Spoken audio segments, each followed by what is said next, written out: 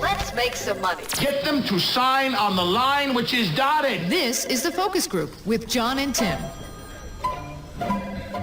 Welcome back to the Focus Group. John Nash here with my good friend and co-host Tim Bennett. Find us every Saturday morning at 11 East with our Sunday replay at 10. And, of course, that's only on SiriusXM OutQ 108. Now, promised in the first hour, we are pleased to have with us in studio yet again Donna Serdula, author of LinkedIn Makeover Profile, Professional Secrets to a Powerful LinkedIn Profile. I've had my profile made over. Tim is in process. Donna's also kind of crash landed on our Tim's special broadcast. Well, this was a big surprise. My birthday is this coming week, so it's not going to be on Either of only the on shows, Saturday yeah. or Sunday. So John and Matt and Medina had surprised me with a cake. I have this fascination. I want to go to North Korea way before any of the lunacy. And so they went and found a Korean baker. Matt did a North Korean national anthem. He took clips from the movie Team America where there was that puppet Kim Jong-il. You guys are making... Added that in. And then the cake came from a place called Paris Baguette, which is South Korea's... And now you can say you don't feel Ronry anymore. No. Yeah, and that's the song. Right. I'm so Ronry. The cake is delicious, although I said I wasn't allowed to say that on air. But you can have a piece of cake right there for you. It's got strawberry, it's lemon fingers. And oh, this looks delicious. Thank you. So, Donna, last time you were here, I had told you I was going to make it almost my New Year's resolution, and I did, in fact, complete my profile. I completed the questionnaire. So, listeners, on our site, focusgroupradio.com, there's a link to Donna's page. And why don't you give us the URL for that? Sure. It's linkedin-makeover.com. And when you begin the process, and I would encourage you to do so, Donna and her crew, and she has a whole crew of writers and professionals, they're going to send you a questionnaire. And it's a very friendly questionnaire, but it really makes you think, and it makes you think unlike a resume. You ask a lot of questions that are not necessarily typical of what you would think of for a typical resume. Because of the perceived complexity, I put it off for a long time. When I finally sat down and did it, and Donna had sent me a note, and she said, "You don't have to answer everything. Just get through it." that's my problem. So I got through it.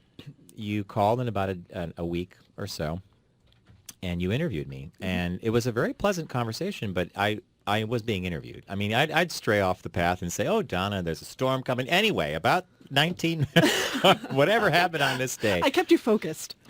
So for our listeners, if you decide to do a LinkedIn makeover, I think you'll reap great benefits because I've gotten a lot of compliments on mine. You could visit mine at LinkedIn, check out my profile. It's been created by Donna. It's different than a resume.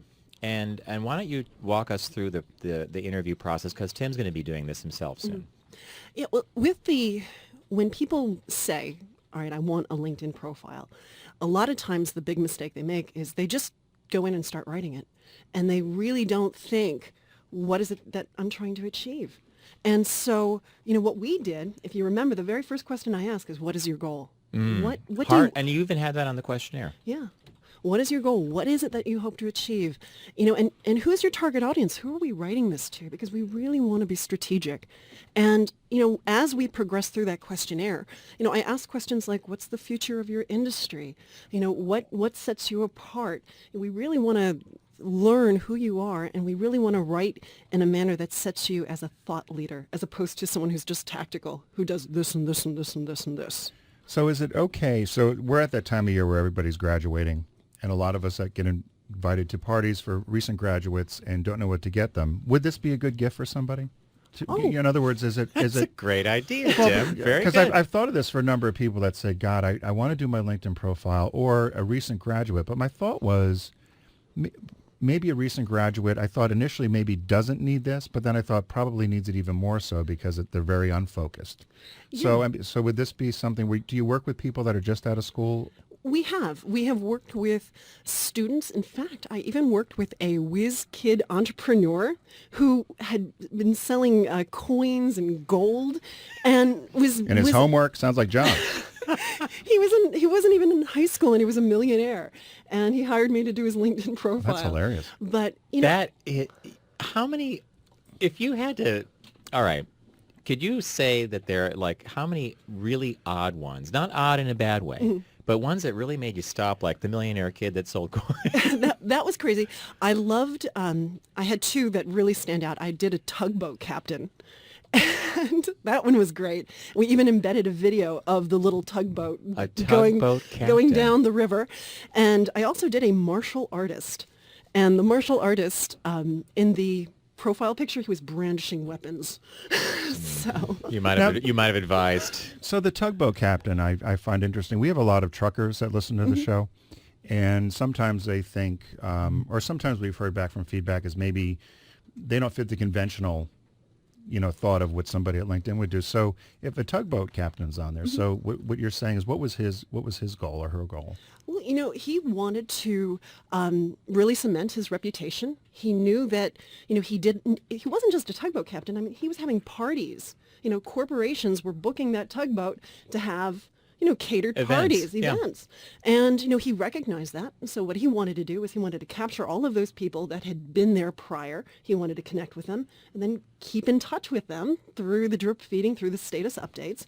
And he knew that they would have a great time, and then he would ask them for recommendations and ask them to give him referrals. Wow. Were there, I know John's and my profile are difficult because we've got two different things going. We have an ad agency and we do the radio show. Yeah. And so I wondered about that because there seems to be more companies now that are putting pages up. Mm-hmm. What is the benefit for that? I've gone to some of them and it's just essentially looks like they put up a picture of the company and then said, go to our website. But yeah. What's the reason for companies now getting on LinkedIn? Well, it's to have that presence on LinkedIn.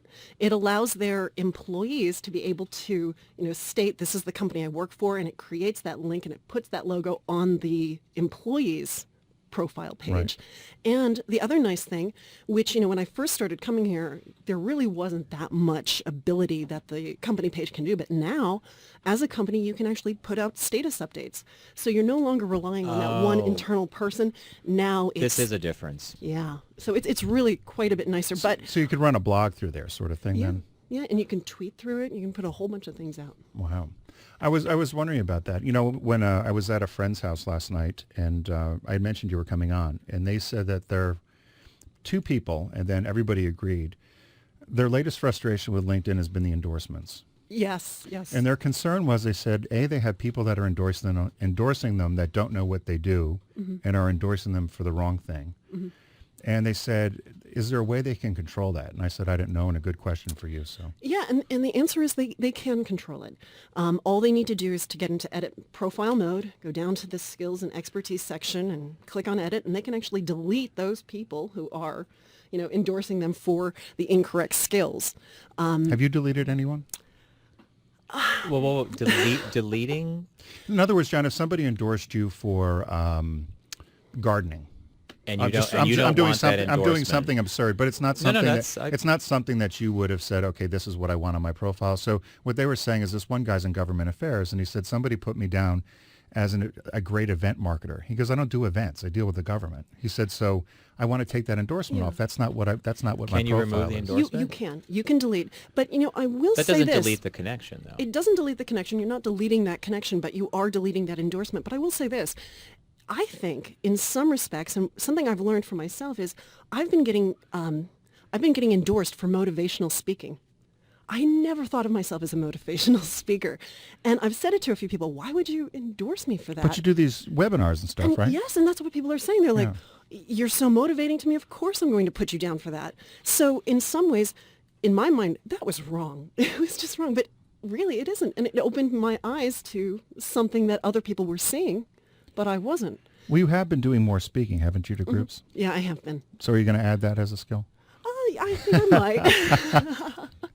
So what kind of groups are you speaking to?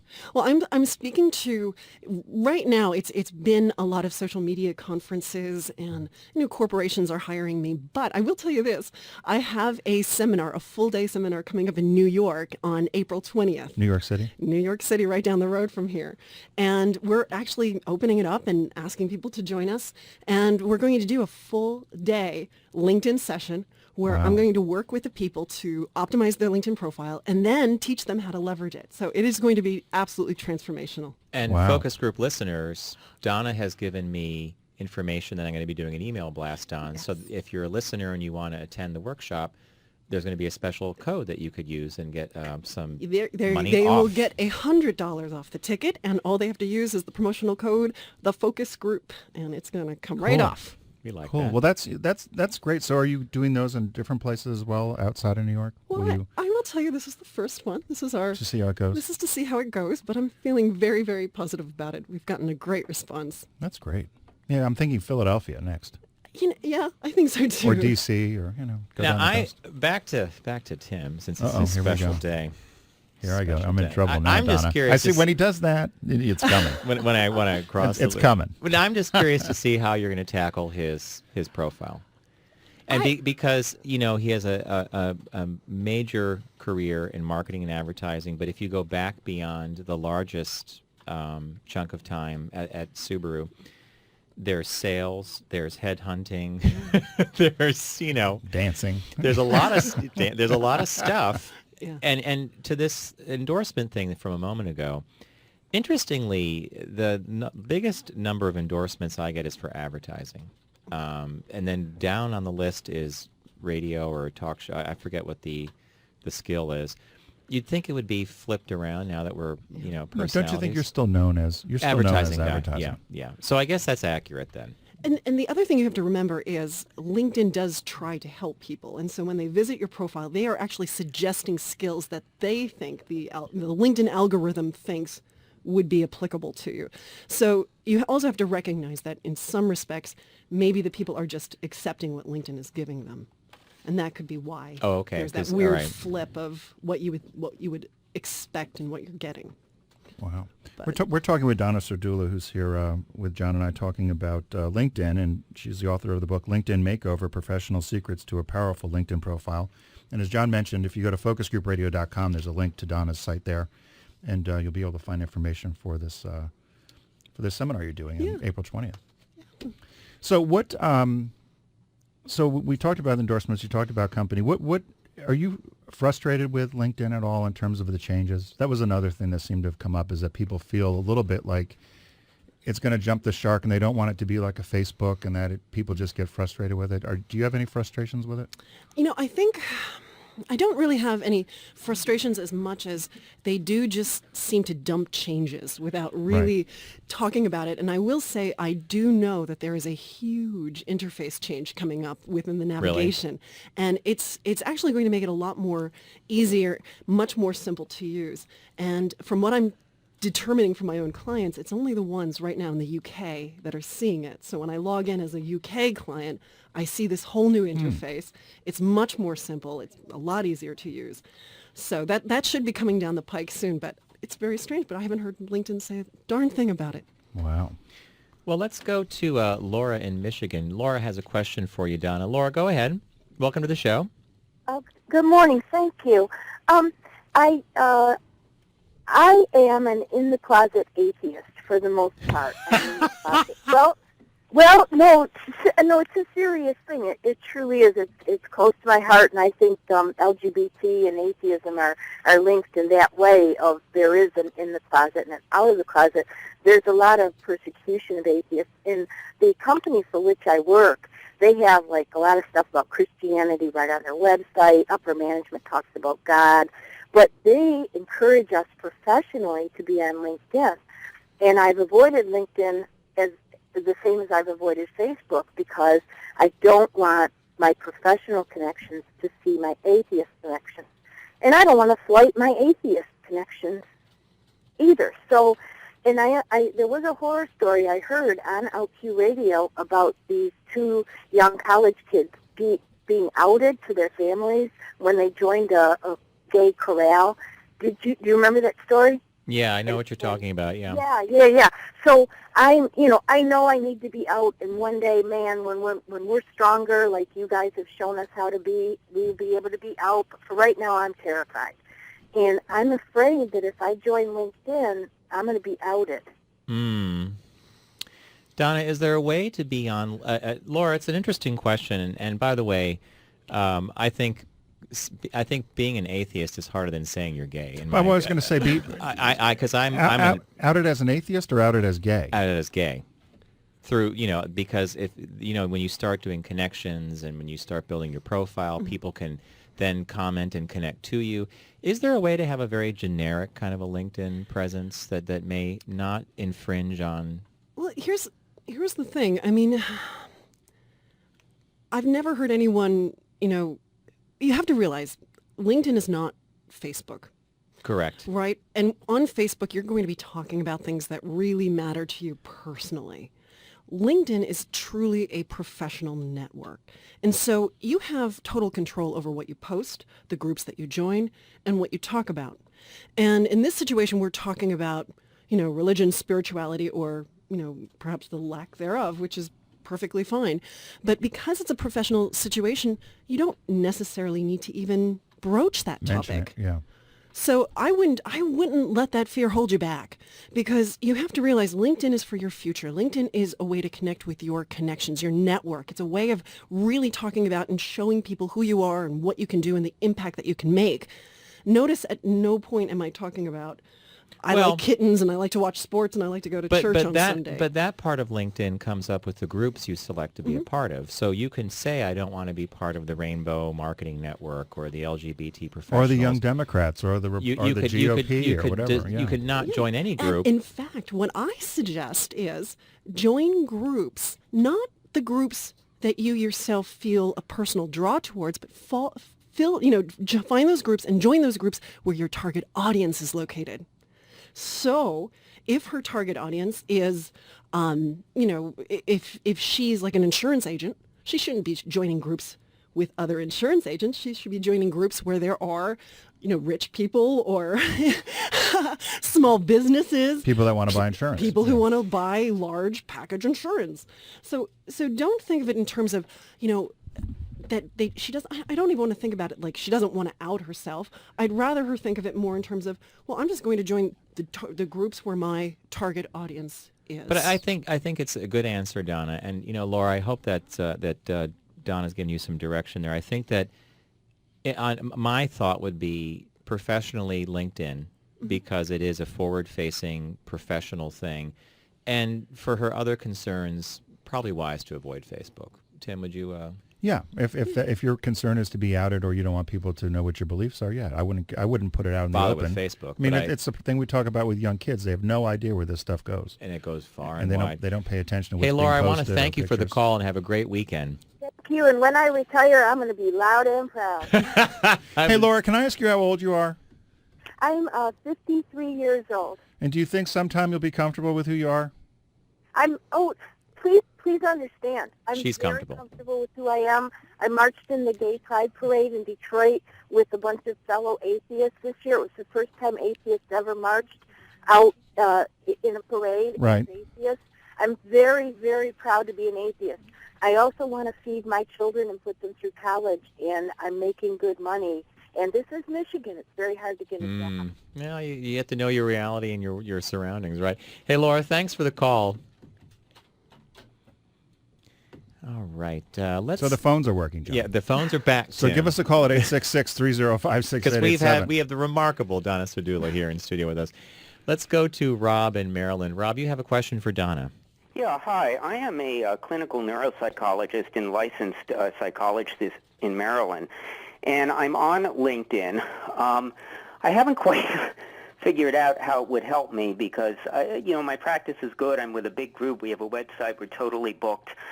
So I haven't figured that piece out. But one of the things that has bugged me is that I frequently get suggestions or actual LinkedIn requests from clients who I've evaluated. And, of course, as a psychologist, that's appropriate. What I can't figure out is how this is happening. Now, in some instances, I've emailed these folks, but they're not in my address book. So I have yet to figure out how LinkedIn is finding out I know these people. Let me ask you this. Is it just simply suggesting that you connect with them, or are they actually sending you an invite to I would like connect? to join you, yeah. Yeah, I've gotten both. I've gotten suggestions. So it's kind of like, how does LinkedIn know that I've communicated with these folks because they're not in my address book? Indeed, I've sent them emails. But in other cases, I've actually had clients contact me and say, I want to link with you, and I think in some cases it's happening automatically through their email. In other cases they are, and I say, well, thank you very much. I'm flattered, but, this is business. And ignore.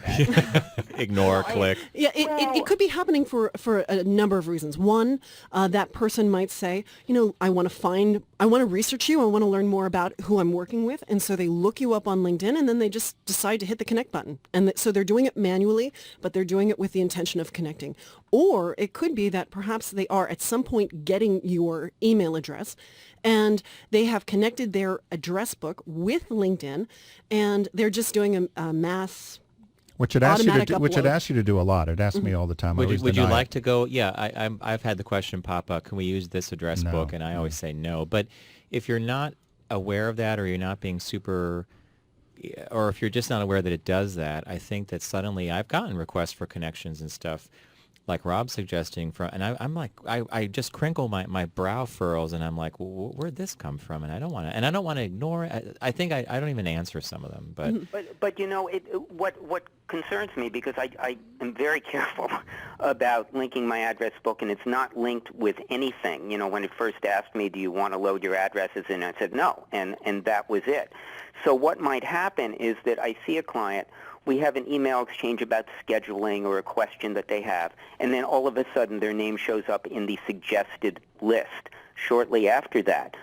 What I'm wondering, and I emailed LinkedIn about this, and I didn't get a satisfactory answer. I have the series of emails that I saved, which was, does LinkedIn somehow by itself read who I am sending email to or exchanging email with?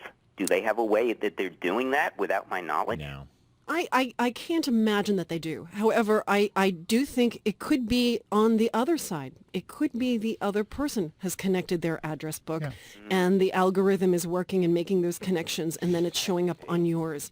So don't think that it necessarily has to be on your side. It could be on the other person's side. Multiple other sides. Yeah. If somebody, The other question is how I might use LinkedIn to my benefit. I'm not looking for a job. I'm very happy with what I do. I've done it. I link primarily with people who are other neuropsychologists, some psychologists, sometimes attorneys who I might work with. I've had one person contact me from North Carolina saying, hey, we've got this great job for a neuropsychologist down here. Are you interested? I said, no, thank you, North Carolina. I won't be able to be married there. Forget it. But I have posted when I've had interviews or articles I've done or workshops that I'm presenting, I post that on my page. Yeah. Are there any other things that I could get out of this? Yeah, I mean, one, you're doing the right thing. I mean, look at it as a way of branding yourself. Recognize that people are researching you, and you want to present them with a really strong, impressive face. That's the LinkedIn profile. You want to, showcase what you're doing. That's what you're talking about in terms of branding and posting those items on the status updates. But you also want to think about it in terms of, you are connecting with other people, and who knows what opportunities you could provide them. So don't just think of it as just as me, what am I going to get out of it? You can also look at it as how can I help other people that I'm connecting to, and it might also help you for charities and for volunteer work, and maybe if you want a board position. So think of it outside of just looking for work, but there are lots of different ways of using it and leveraging that network. Certainly the most common thing is for students in neuropsychology to get in touch and link. And so I've been, initially I was a little reluctant, but now I'm saying, I should, because maybe I can help them in some way. Yeah, because you would be an amazing resource for them. And what I do is fairly specialized. While I see a broad range of people with neurological conditions, what I built a reputation in is seeing adults with learning disabilities or ADHD for evaluation. And so I profiled that there. I have my book for clinicians on there and have done that. But it's an interesting thing to me, and I keep linking with people. But just wonder, am I using it in an effective way? Effectively, yeah. Hey, thanks for the call, Rob, and thanks for being a listener. It's a very, very good question and very good thoughts. Thank you. It's a focus group with Tim Bennett and John Nash. We're going to take a quick break. When we come back, we're going to answer some more of your questions. If you have a question for Donna, give us a call at 866-305-6887. We're going to take a quick break. When we come back, we'll have some more with Donna, the makeover queen. Stay with us. Here she go, either a little too high or a little too low, but no self-esteem and vertigo, 'cause she thinks she's made again. Group is brought to you by the Volkswagen TDI Clean Diesel family. VW has more clean diesel models than any other brand. That's the power of German engineering. Learn more at VW.com.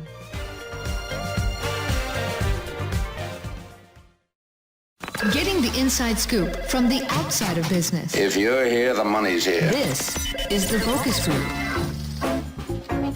Welcome back to the Focus Group. John Nash here with my good friend and co-host Tim Bennett. I have not done my March Madness brackets. I don't intend to because I have no idea who is playing. We're joined by Donna Serdula, the LinkedIn makeover queen, as Tim says. Did anyone do brackets? Anybody in the office or the studio here? No one has a team in this? No. I don't got skin in the game. I'm going for Wichita State. That's my group. Matt, you nothing? I went to art school. I have no team. Thank you, in this Matt. whatsoever. Thank you. Matt backs me up. See, I know. I'm the lone lone wolf, the lone non-sci-fi guy here. I'm about reality. See it, Donna? You instantly got it, didn't you? He's on the soapbox, and he's talking about the way John, things used to be. You have to tell this story before we take the call for Donna about what happened to you on the train with the you were watching the Star Wars. Quick movie. one. Listeners are going to love this. I was coming home on a late train about 2 weekends ago, and I sat next to a woman, a very nice Asian woman. She had a MacBook Air, and she was watching what appeared to be Japanese or Korean telenovelas. You know, those weird soap operas. So every time I look over, it looked more ridiculous. You know, people were getting flour on them. It looked like an I Love Lucy thing. And what were you watching? Well, I was on my iPad watching Star Trek Enterprise. So we pull into Penn Station, and I start talking to her. I said, have you taken this train before? Is it always late? She goes, no. The Maple Leaf is, I took it once before. And she said, I'm visiting my daughter in Soho. I love coming down to the city. She's from Toronto. I said, hey, I couldn't help but notice that you were watching something that looked like Japanese or Korean soap operas. It's very improbable setups there.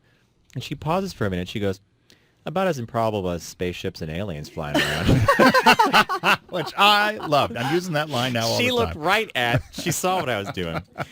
All right, we're talking to Donna Serdula. We're talking LinkedIn. Let's go to Mike in PA for a quick question. Mike, you have something for us? It's Mike in Scranton, guys. How are you? Very good, Mike. Quickly, I just want to say on this thing about the mystery of where people come up with these email addresses so that you get contacted. You have to be very careful with apps. I was on a social media site the other day, and I clicked on an app which was going to enable me to change some of the way my page looked. Not a big thing. I clicked it on, and it said, "Oh, by clicking this, you are now giving us permission. We will know who you are." Oh boy! Email, and I stopped reading at that point. Okay, it's like I'm not going to use this app because I didn't need to read further to see what they may do with the information they gather, whether they sell it or not.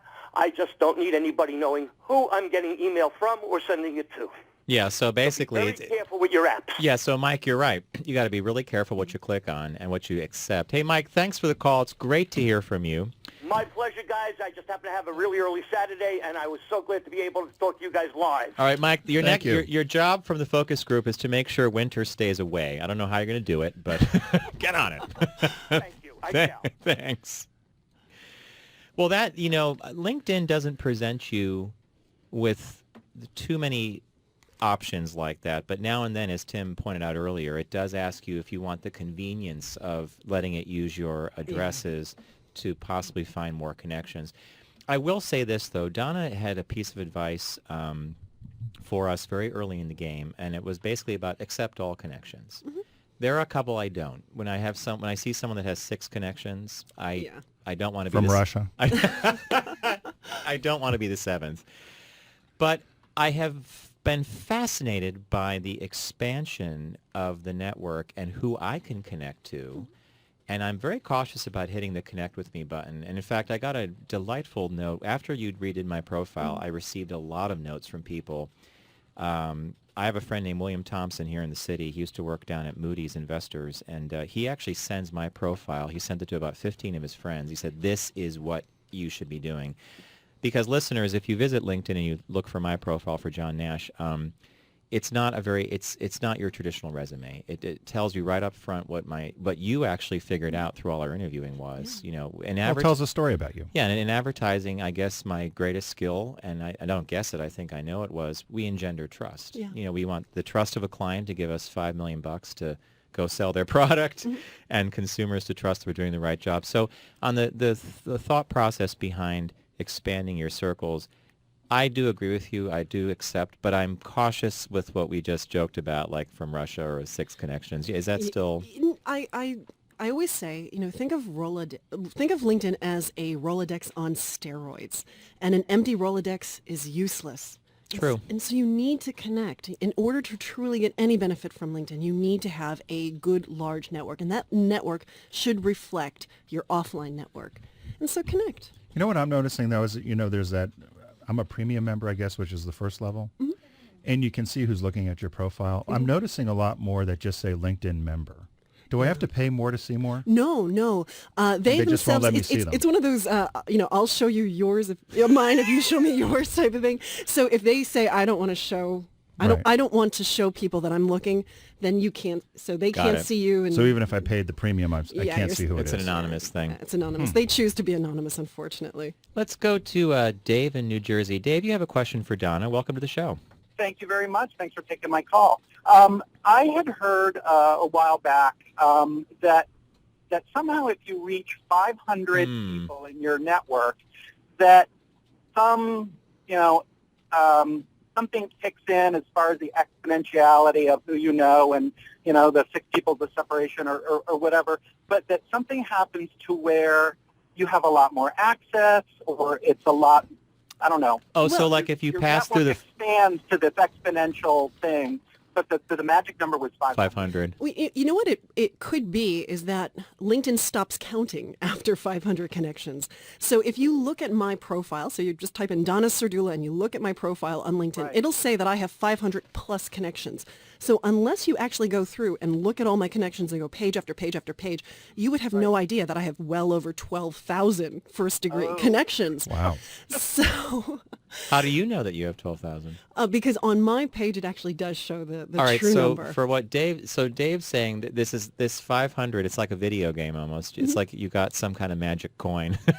And you're now allowed to talk to more people. And a lot of users of LinkedIn look at that 500. And if you have 500 plus, you're a player. You get it. You're on it. You're serious. You know how to use it. So to Dave's point, though, it's not an algorithm or a magic change, but for some reason that is like the gold standard of... Yeah, because, like I said before, an empty Rolodex is useless. So once you really start to have connections on LinkedIn, what you're going to find is you get traction. People start reaching out to you. You reach a broader audience. Yeah. More happens. So it's not really that there's this magic number, but, it really is that you start to get traction. Thanks for the call, Dave, and have a great weekend. You too. I love your show. Thank you, and enjoy this one nice spring day. It's just getting nicer and nicer in the Northeast, John. It's supposed to be in the 70s next week. I'm a believer. That's her favorite song. That's my favorite song. It's Donna's favorite song. I'm a Believer by Davy Jones. And her the only country she wants to visit in the whole world is North Korea. So listen, Donna, once again, time blows by when you're here with us, but we appreciate it, and we appreciate all the information you bring. I'm looking forward to having the same experience John did when you got your web ramped up. Oh, yes. yeah, and you are going to have a ball with his profile. So give us the information of where people can find you. And about the upcoming. Absolutely. So if you want to find me, you can find me at linkedin-makeover.com. That's my website. You can also find me on Twitter at Donna Serdula. But most of all, I would hope that everyone would take advantage of this lovely New York City seminar that we have coming up where we're going to truly transform your presence online, and it's April 20th, which is a Saturday. And it's in New York City at the Seminar Center. So just visit my website to learn more. Great. Well, and you can also go to focusgroupradio.com where we also have a link all year round for and I'm doing an email blast for all our registered listeners who have gotten socks so they can get the discount for. And it's a great gift for somebody, as I said earlier. If you're looking to get a hard-to-find gift for somebody, getting your LinkedIn profile optimized would be a good gift for somebody, I think. So it's Tim Bennett here with John Nash. We want to thank Donna Serdula. We're going to take a quick break. When we come back, we're going to play John Says Pick That Flick. Stay with us. You can't stop, so put your hands up, hands up. The Focus Group is brought to you by the Volkswagen Jetta, the surprisingly sophisticated compact sedan. That's the power of German engineering. Visit VW.com to learn more. So put your hands up, hands up.